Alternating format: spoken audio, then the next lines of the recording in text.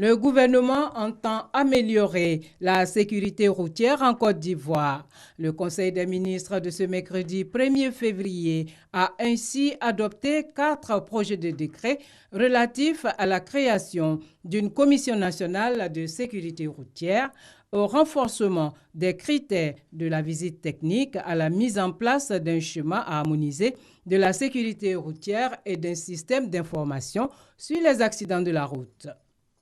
Le premier décret porte institution et organisation d'un système d'information sur les accidents de la circulation routière en Côte d'Ivoire. Ce système permettra à notre pays de mieux connaître la nature et de mesurer l'ampleur de l'insécurité routière de façon à mieux planifier les actions de lutte contre ce fléau.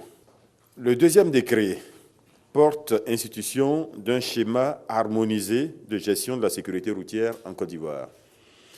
Ce schéma est articulé autour d'une politique de sécurité routière, d'un organisme consultatif multisectoriel, d'un organisme directeur de gestion de la sécurité routière, en l'occurrence c'est l'OSER dans notre pays, et d'un fonds autonome de la sécurité routière chargé du financement des actions en lien avec la sécurité routière. Le troisième décret est relatif au contrôle technique automobile en Côte d'Ivoire. Il s'agit ici notamment de renforcer le contrôle de l'état des véhicules avec l'institution de contrôle inopiné. Il s'agit de renforcer les sanctions en cas de défaillance. Et je dois dire sur ce point que le gouvernement a longuement évoqué la question, par exemple, des 2 roues et des tricycles. Naturellement, toutes ces questions ont été examinées à la lumière de la situation actuelle de la SOTRA, qui ne permet pas à cette société d'effectuer correctement sa mission de service public. Le 4e décret porte, lui, création, organisation, fonctionnement de la Commission nationale de sécurité routière. Ce décret vise à mettre cette commission en conformité avec les directives de l'UMOA.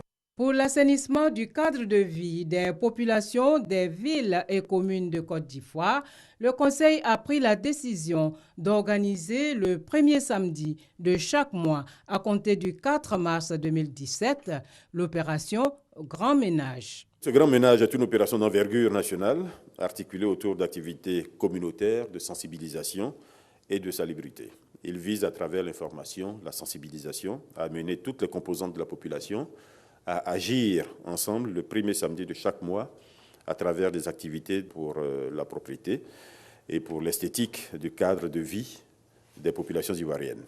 Ce grand ménage démarrera effectivement le 4 mars 2017 sur l'ensemble du territoire national. Cette opération sera précédée d'une cérémonie officielle d'engagement national prévue le 23 février 2017, cérémonie qui sera suivie d'autres actions de sensibilisation sur la période entre le 24 février et le 29 février. Le Conseil des ministres a par ailleurs abordé des questions liées à l'actualité nationale, notamment la grève des fonctionnaires, la situation dans les casernes et des sociétés d'agrobusiness. S'agissant de la situation des sociétés d'agrobusiness, ce qu'il est important surtout de retenir, c'est que c'est la volonté du gouvernement de protéger les populations ivoiriennes. Il n'y a pas d'autres objectifs derrière les mesures qui sont prises par le gouvernement. Il s'agit de faire en sorte que ces activités-là se déroulent de la meilleure façon. Il faut éviter de le faire dans des conditions qui peuvent, demain, être dramatiques pour certains d'entre eux. Sur cette base, le gouvernement décide de mettre en place des mesures de prudence pour éviter que la situation ne s'aggrave et pour faire en sorte que les ressources qui sont là soient sécurisées, au moins pour ceux qui ont déjà investi. Voilà l'objectif du gouvernement. Donc le gouvernement continuera d'encourager, évidemment, tout ce qui est production agricole en Côte d'Ivoire. Si tout cela se fait, par exemple, avec du financement bancaire, nous n'avons pas de problème.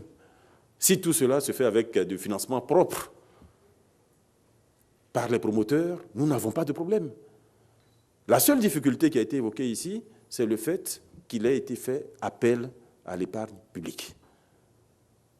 Et que les Ivoiriens, massivement, vous l'avez vu, en dizaines de milliers, aillent remettre de l'argent à des structures qui ne sont pas habilitées officiellement en Côte d'Ivoire à traiter ce type d'activité.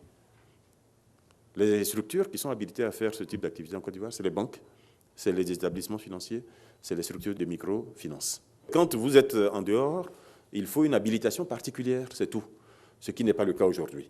Donc, mettons balle à terre, cherchons à protéger ceux qui ont investi, faisons en sorte que l'investissement qui a été fait puisse au minimum être retourné à ceux qui l'ont fait. Au titre du ministère de la Santé, le Conseil a donné son accord pour la création d'un service rattaché au CHU de Treichville. Il s'agit du Centre de recherche en maladies infectieuses et pathologies associées pour une meilleure coordination entre la recherche biologique et la recherche médicale.